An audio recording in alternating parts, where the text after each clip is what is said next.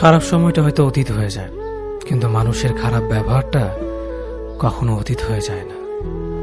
শুধু নিজে থেকে কথা বলা বন্ধ করে দেখো, দেখবে অনেক আপনজন বড় হয়ে যাবে। আসলে কেউ আপন হয় না। যারা তোমার ক্ষতি চায় তাদের আঘাত করবে না, তাদের সামনে একটু হাসি মুখে বাঁচবে। দেখবে তুমি আঘাত করলে যা কষ্ট পেত, ওরা তার থেকেও বেশি কষ্ট পাবে।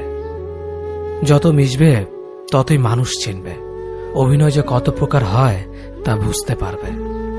সবাইকে তোমার সত্যতা জানানোর দরকার নেই, যে যা ভাবে তা নিয়ে সমালোচনা করতে দাও। বেঈমান মানুষগুলো কখনো অপরিচিত মানুষ হয় না, খুব কাছের মানুষগুলোই বেঈমান হয়। পাতা ঝরার আগে পাতার রং বদলে যায়, আর মানুষ বদলানোর আগে কথা বলার ধরন বদলে যায়। মন কখনো ভাঙে না, যেটা ভাঙে সেটা হলো বিশ্বাস।